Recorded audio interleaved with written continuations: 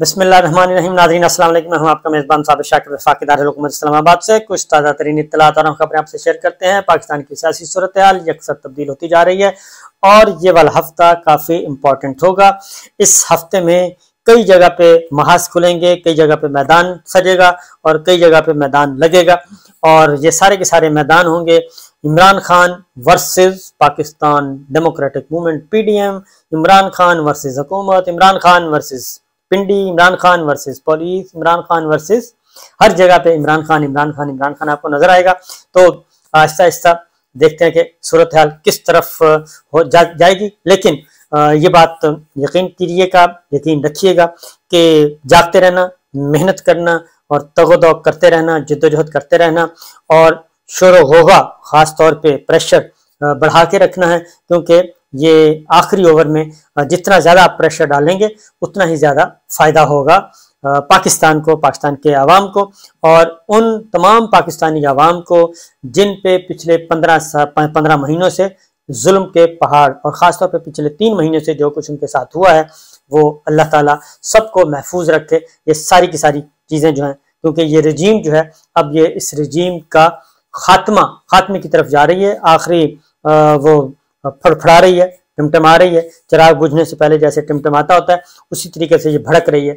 आग जो है बिलाखिर इसने ख़त्म होना है। सूरत हाल ये है, आपको डिटेल्स आपके साथ शेयर करते हैं। सबसे पहले तो ये कि लोटे हर तरफ लोटा क्रेसी है। दुनिया तरक्की कहीं से कहीं करती जा रही है। हमारे पड़ोसी मुल्क जिसको हम दुश्मन मुल्क कहते हैं वो भी नित नए तरक्की की तरफ जा रहे हैं और जदीद तरीन तहकीक, जदीद तरीन टेक्नोलॉजी आ रही है। लेकिन हम जो हैं वो लोटा साजी की सनत में हम सबको मात दिए जा रहे हैं। लोटे पे लोटे पैदा किए जा रहे हैं और लोटे पे लोटे बनाए जा रहे हैं और इस पर फिर हम फख्र करते हैं। सियासी जमातों को तोड़ना, सियासी जमातों को बनाना, इस पे यही हमारी अब एक्सपर्टीज रह गई है।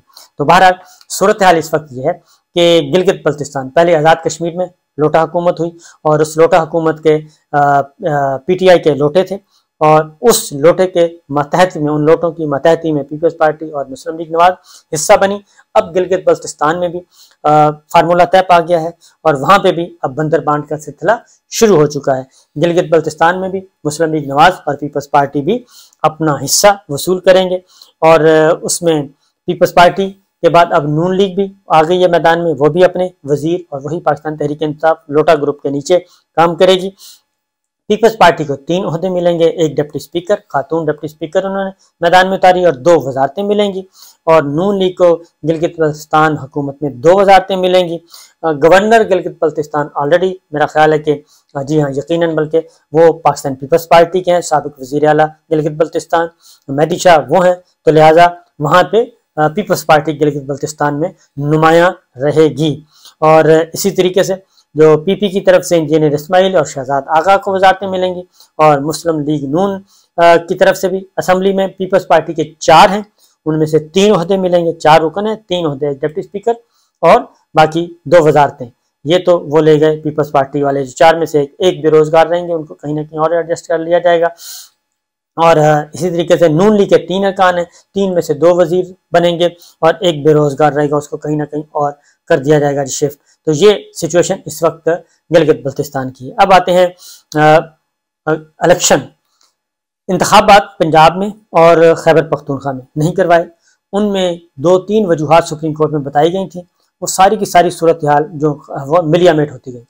फिर एक और बयानिया बनाया गया और वो बयानिया था कि मरदमशुमारी हो रही है जी, मरदमशुमारी, नई मरदमशुमारी के मुताबिक होगी, नई मरदमशुमारी होगी तो उसका फिर नई हल्का बंदियाँ होंगी, नए वोटर आएंगे। मौलाना फजल रहमान साहब ने भी एक दिन बहुत लंबी चौड़ी प्रेस कॉन्फ्रेंस की थी और लिखी हुई उनको पर्ची दी थी, तो उन्होंने वो सारे का सारा किस्सा बयान कर दिया था।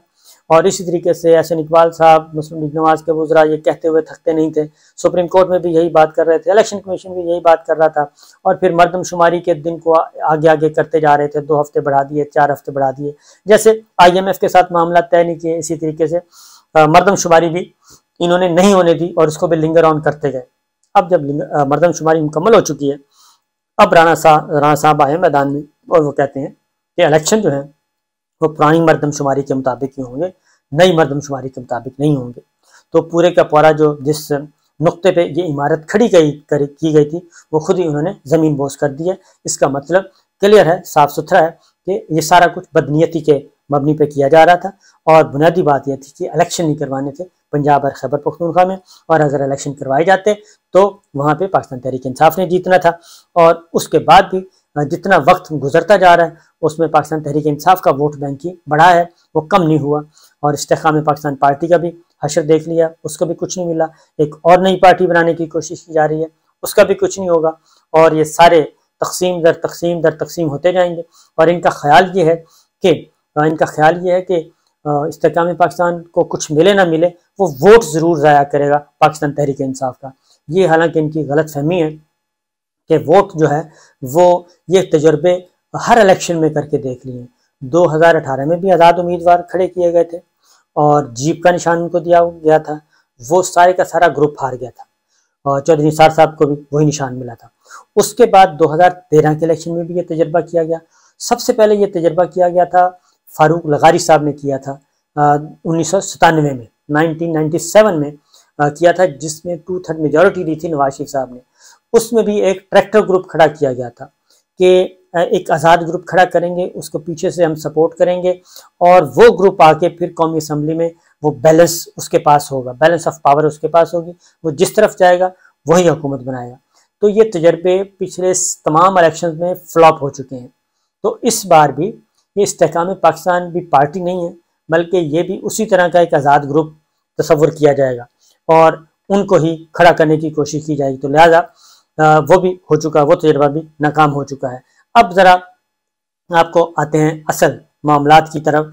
तो एक और ख़बर भी ले लें कि आर्मी चीफ जनाब आसिम मुनीर साहब दौरा ईरान मुकम्मल करके वापस आ चुके हैं और बाकी तमाम चीज़ें एक साइड पे, एक ही नुक्ता उनके सामने रखा गया है, वो ये है कि आपकी सरजमीन हमारे खिलाफ इस्तेमाल हो रही है और दहशतगर्दी के वाक़यात, दहशतगर्द इधर से आते हैं, उधर हमारी फोर्सेस पे हमले करते हैं और वापस आ जाते हैं। तो यही एक बुनियादी नुक्ता था। देखते हैं कि उसका क्या रिस्पॉन्स आता है, क्या ये वाक़यात रुकते हैं, नहीं रुकते, और जो दहशतगर्द उधर मौजूद हैं क्या वो पाकिस्तान के हवाले किए जाएंगे या उनको खुद ईरान जो है वो ख़त्म करेगा। यही नुक्ता हमारा अफ़गानिस्तान के साथ भी है। बहरहाल देखते हैं क्या होता है, आने वाले दिनों में पता चलेगा। अब आते हैं असल पॉलिटिकल ख़बर की तरफ, न्यूज़ की तरफ। सिचुएशन ये है कि वक्त गुजरता जा रहा है और मैदान सजता जा रहा है और जनाब नवाज शरीफ साहब को जवाब हो चुका, हमजा शहबाज को जवाब हो चुका, शहबाज शरीफ साहब को जवाब हो चुका, मरीम साहब को जवाब हो चुका, और अब फटा पड़ा हुआ है निगरान वज़ीर आज़म पे कि निगरान वज़ीर आज़म कौन होगा। उससे भी अब मेरा ख्याल है कि उससे भी हाथ निकलते जा रहे हैं, चीज़ें जो हैं वो कंट्रोल में नहीं रहेंगी, क्योंकि निगरान कोई भी आएगा वो मेरा नहीं ख्याल के वो इनके कंट्रोल में रहेगा। वो निगरान जो भी आएगा वो इनके कंट्रोल में नहीं, क्योंकि ये इक़्तिदार से हाथ धो चुके होंगे उस वक्त तक। तो उस वक्त निगरान जो है वो फिर जो पूरी मुल्क की इस्टेब्लिशमेंट है वो फिर उस इस्टेब्लिशमेंट के साथ होंगे। निगरान जो दौर होता है वो जुडिशरी, हमारी सिविल ब्यूरोक्रेसी, हमारी मिलिट्री ब्यूरोक्रेसी, हमारा इलेक्शन कमीशन ऑफ पाकिस्तान, ये 4 अनासिर हैं। बाकी जो केयर टेकर होते हैं वो डमी होते हैं, कठपुतली होते हैं, उनके पास कुछ नहीं, वो सिवाय प्रोटोकॉल के और कुछ एंजॉय नहीं करते।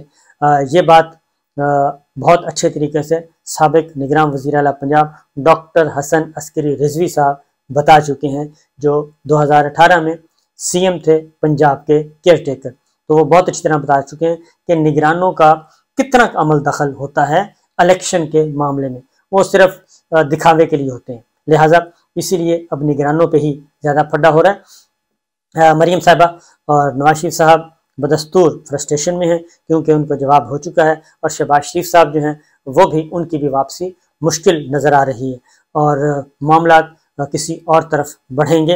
लिहाजा 2 और 2 4 की तरह मैं आपको बता देता हूँ कि ये चीज़ें कन्वे हो चुकी हैं और इसीलिए अब फ़ौज के और नून लीग के ताल्लुकात में कशीदगी आएगी।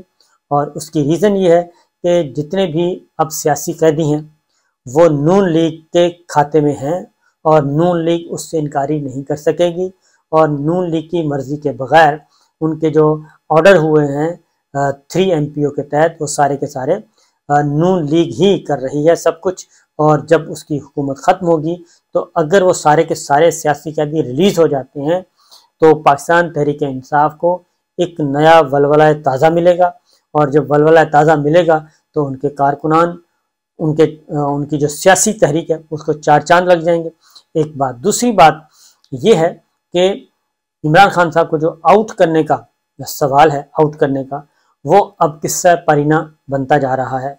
उसकी वजह यह है कि जो आलमी बिरादरी, आलमी इदारे और दीगर जो स्टेक होल्डर्स हैं पाकिस्तान के और पाकिस्तान से बाहर जिनके मफादात हैं, उन सब की नज़रें पाकिस्तान के इलेक्शंस पर लगी हुई हैं।